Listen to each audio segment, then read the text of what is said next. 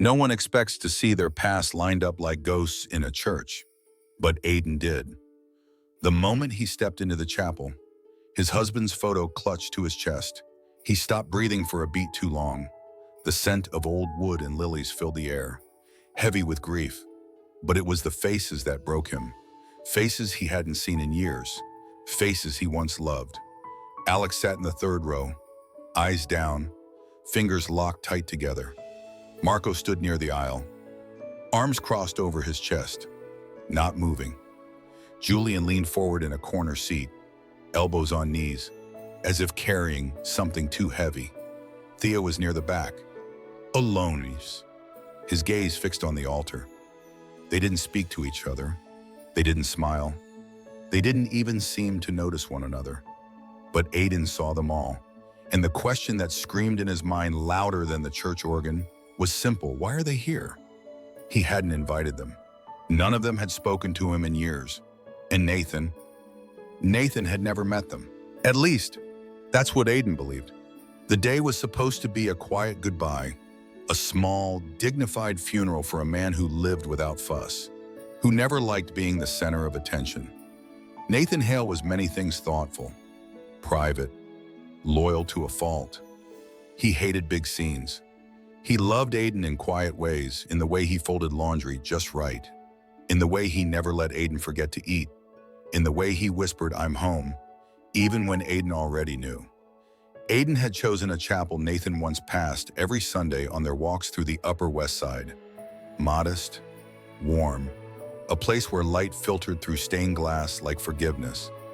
Aiden wore the suit Nathan had picked out for his last birthday. He hadn't planned on speaking at the service, but the moment he looked at the crowd, at those four faces, he knew silence wouldn't be enough. When the service ended and the last hymn dissolved into whispers, Aiden turned to his best friend, seated quietly beside him. He didn't look at her when he spoke. He couldn't. "I never told them. And Nathan never knew them." "Not really." She didn't answer, just squeezed his hand and stared straight ahead. One by one, the guests approached Aiden, offering condolences, hugs, tears, murmured words that passed through him like static. But when the fourth man, Theo, placed a white lily at the base of Nathan's portrait and walked away without a word, Aiden couldn't take it any longer. He caught up with Alex outside, under the low gray sky. "What are you doing here?" Alex turned slowly. His eyes looked older, softer. "Nathan once paid for my mother's treatment. I never knew who did it. I only found out months later.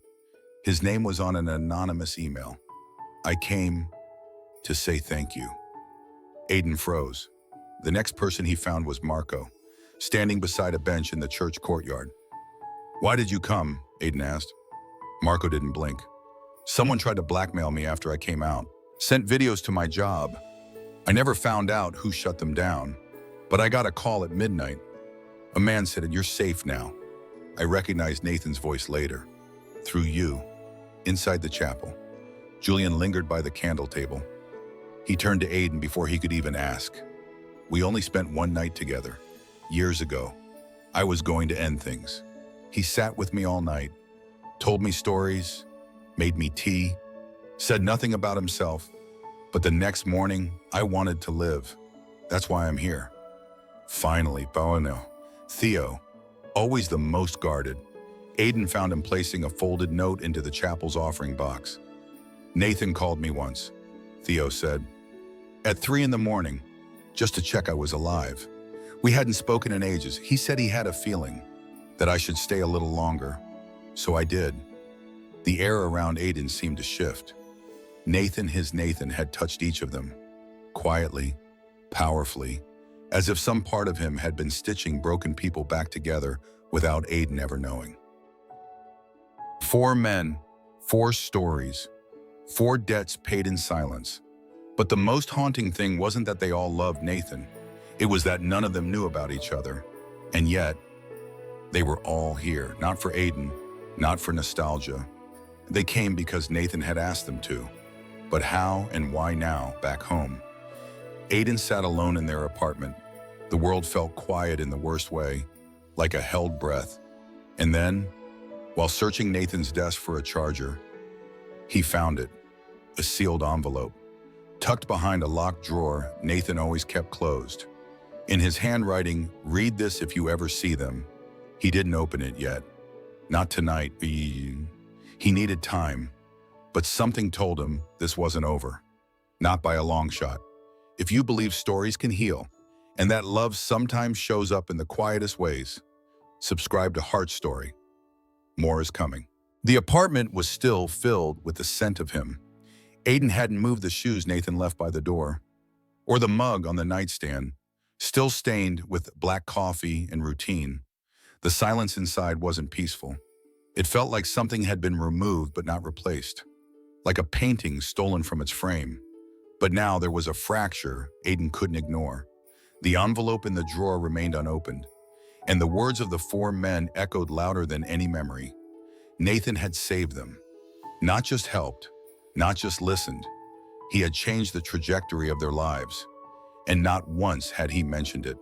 So Aiden began to call them, one by one, not to accuse, not to blame, but to understand the man he thought he already knew. Alex answered first. They met at a bookstore near Columbia, a place Aiden once used to visit with Nathan after long walks. Alex wore a soft blue scarf, his hands trembling slightly as he stirred his tea. He didn't hesitate. "I was 23, he began. My mom collapsed from a stroke, and we had no insurance. I was still in grad school. I posted on a message board, begged strangers for help.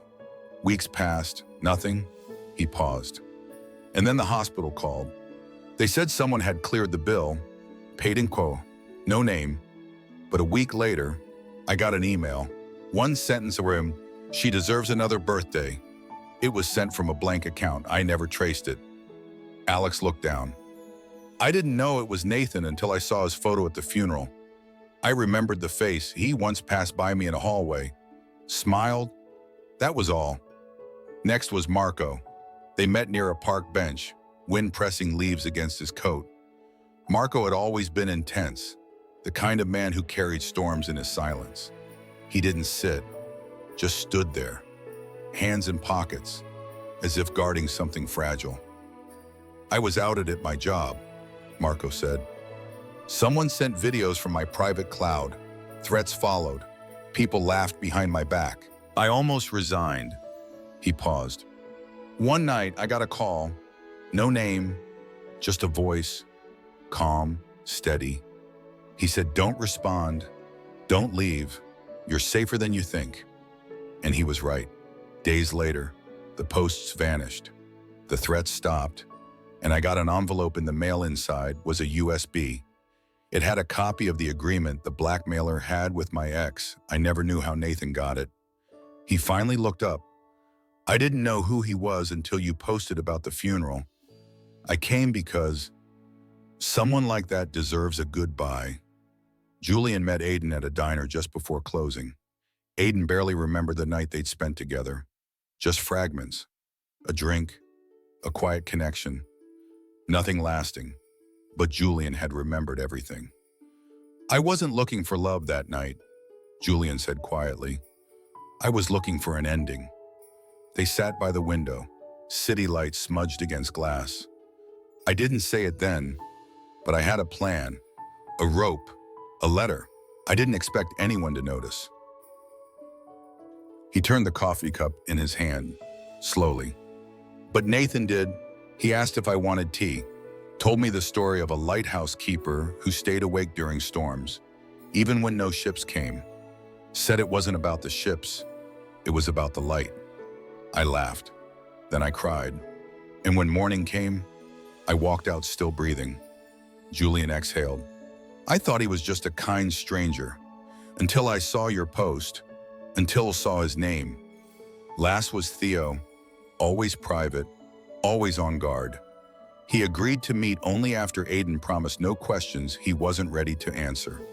They sat in Nathan's favorite library, quiet, warm, filled with the smell of pages and pasts. "I lost someone once," Theo began. "I stopped answering calls. I shut down.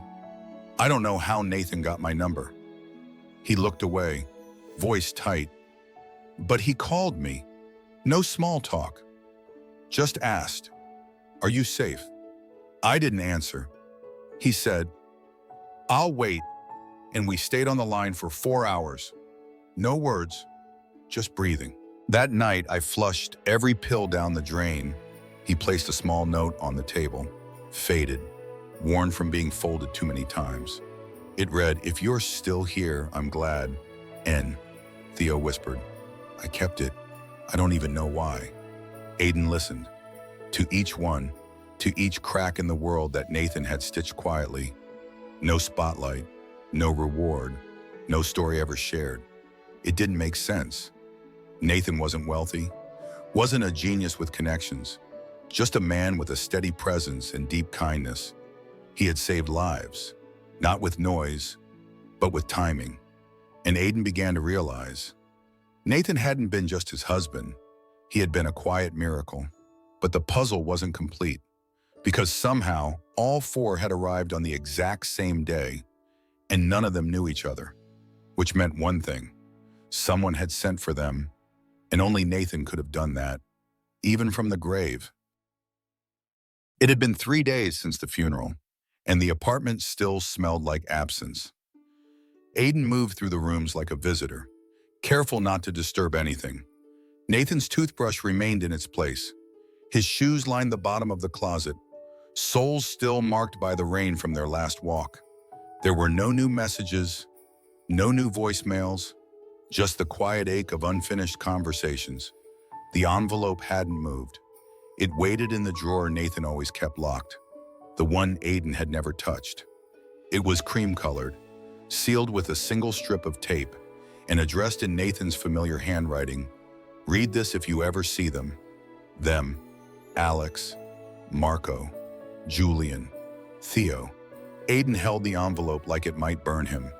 Then, slowly, carefully, he broke the seal and unfolded the letter inside. Nathan's words were inked in dark blue, his handwriting precise like always. Each line was a steady pulse. "Aiden, if you're reading this, then you've met them. I'm sorry for that. I really am. You didn't ask for any part of my past. You never needed saving. That's why I loved you. You were the first person who didn't look at me like I owed them something. The first to see me with the weight of being rescued. I didn't choose you because you were better than them. I chose you because with you, I was finally allowed to just be. You once asked why I hated talking about the past. This is why. Because parts of me were scattered in other people's pain. And I gave those parts away without knowing I wouldn't get them back. But I never loved you less. I need you to believe that. I never told you because I didn't want you to feel compared or incomplete. You weren't a piece of anything. You were the whole. If they came to the funeral, it's because I asked them to. Not for me, for you. Because I want you to see what I tried to be. Not perfect, not pure, but trying. Always trying. The paper trembled in Aiden's hands. Nathan had known, had planned. But the letter left more questions than answers. If Nathan had sent them, how? And why didn't they know about each other? Why did they all arrive as strangers? He turned to Nathan's phone, still untouched, on the nightstand. It had died weeks ago, but Aiden plugged it in, waiting as the black screen blinked to life. He guessed the password on the first try. It was the date they met. The phone opened. There were no recent calls, no saved drafts, just one unopened message. Unsent, still blinking in the Messages app. It was addressed to a group chat titled, "To the Four Who Meant Something." Aiden's heart caught in his throat as he opened it. If you're getting this, it means I'm gone. I don't want this to be about me. I want this to be for him. His name is Aiden. He never needed saving, and yet he gave me the safest love I ever had. You were each a part of me once. Some of you I hurt. Some of you hurt me. Some of you I met for only a heartbeat, but I never forgot you. If you're willing, please come, sit near him. Don't talk about me, just be there. so he knows I didn't leave him alone. Aiden closed his eyes. It wasn't a goodbye. It was a gift. A final gesture from a man who never spoke in grand declarations, but always knew how to make the silence matter. The letter, the group message, the funeral. They weren't random. They were intentional. Nathan had woven something between them, something invisible but unbreakable, and still with you. Aiden couldn't stop the ache. He felt hollow, not from betrayal but from the enormity of how much Nathan had carried without ever asking for thanks. In the back of the closet, behind the winter coats, Aiden found an old shoebox he didn't recognize. Inside were photographs, black and white, sepia, glossy prints faded by time. Each photo held one of the four men: Alex beside a hospital bed, Marco in front of a mailbox, Julian standing beneath a lamppost, Theo looking out over a bridge, and then one last photo. Aiden, sitting on a bench, sunlight across his shoulder, taken without him noticing. Behind the photo, Nathan had written a single line, the last chapter, the only one I chose for myself. Aiden sat down, not to cry, but to remember. Nathan had never needed applause. He had simply chosen to love quietly, completely, and with intention. And now, even in absence, he was still teaching Aiden how to love. The unsent message sat open on Nathan's phone, glowing in the dark like a confession never spoken aloud. Aiden read the words again. Please come, sit near him. Don't talk about me. Just be there, so he knows I didn't leave him alone. There was no reply, no read receipts. The message had never been delivered, but somehow the four had come anyway. Had Nathan spoken to them separately? Had they felt it? Some pull, some unspoken invitation. The question wouldn't let Aiden sleep. The next morning, he pulled the shoebox from the closet again. Beneath the photographs was a folded sheet of paper, yellowed at the edges, worn soft by time. It wasn't a letter. It was a schedule. Each column listed a date, a name, and a location. Some places Aiden recognized. Others he didn't. One entry stood out: Julian, Beacon Street, October 12th, 7:15 m. It was the exact night Julian said he had met Nathan. Another: Marco, San Diego, April 3rd, threat neutralized, and beside that, in smaller handwriting, confirmed safety 10 days after. There was structure here, intention. Nathan hadn't just stumbled into their lives. He had moved through them with care, with timing that seemed invisible until now. He had left nothing to chance. He had tracked them, watched from a distance, intervened without ever taking credit. Aiden laid the paper flat on the table. Then he found something else, a second sheet. This one held only 5 names, one beside each other, without dates. Alex, Marco, Julian, Theo, and then Aiden. No notes, no timestamps, just names. He remembered the final sentence from the group message. You were each a part of me, once, but I never forgot you. The message hadn't been sent, but the intention had landed, somehow across time and silence.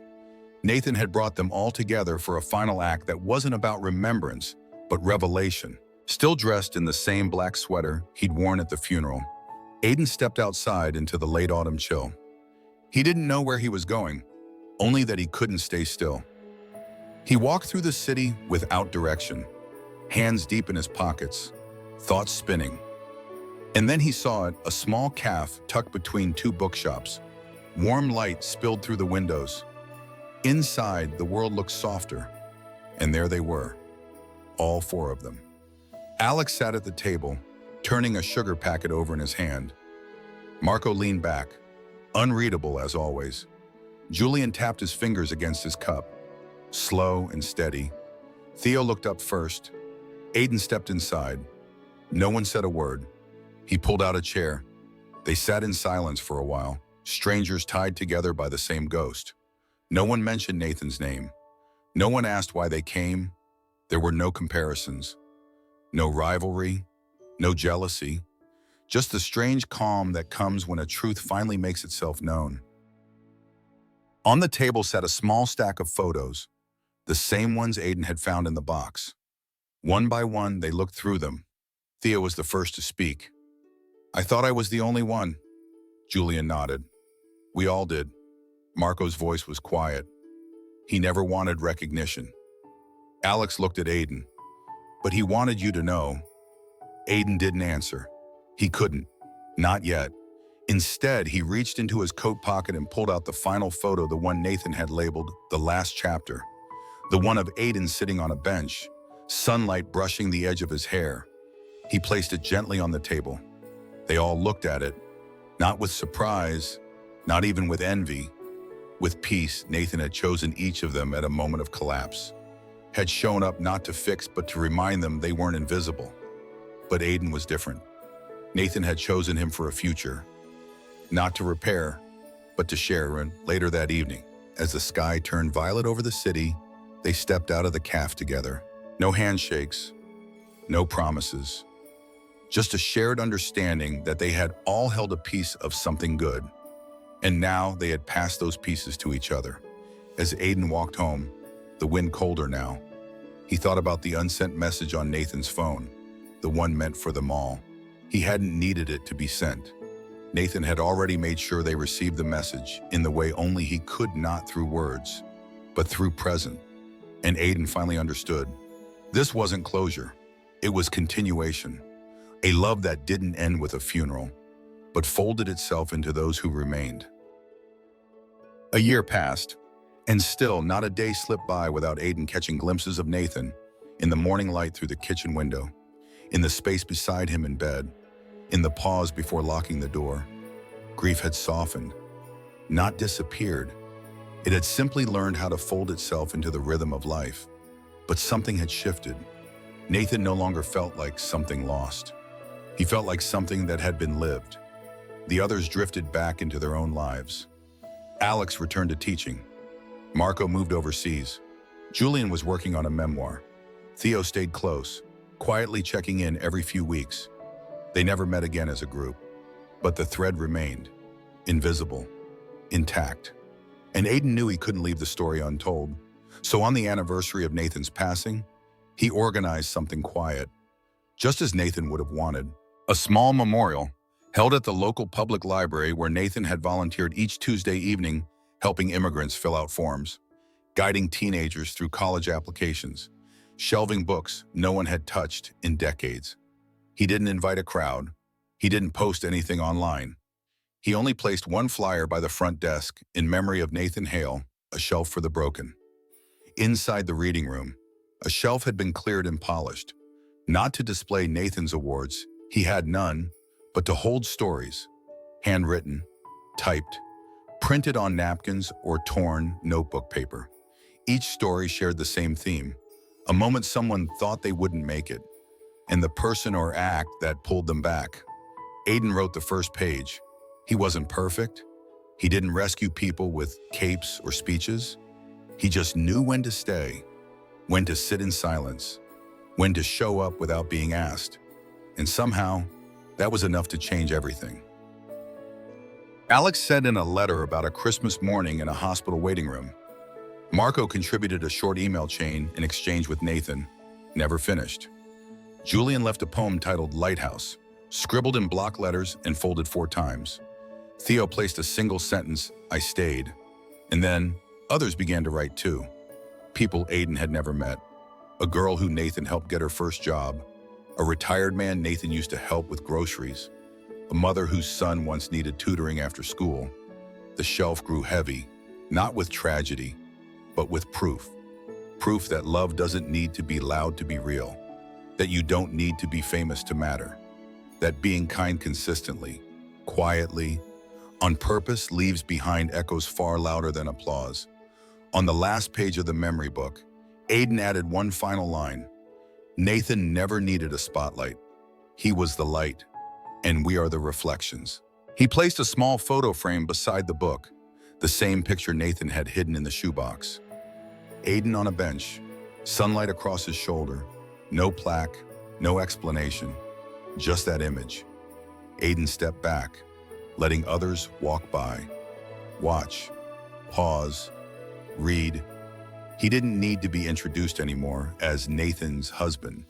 He had become something else now, the storyteller, the one left behind, not to hold on to the past, but to pass it forward. As the memorial closed for the day and the lights dimmed behind the glass walls, Aiden whispered a thank you, not to the room, not to the guests, to Nathan, to the man who had turned every goodbye into a beginning. When someone saves you quietly, without asking for thanks. What do you do with that kind of love? Tell us in the comments. And if this story touched something in you, subscribe to Heart Story, because some stories aren't just meant to be heard, they're meant to be carried.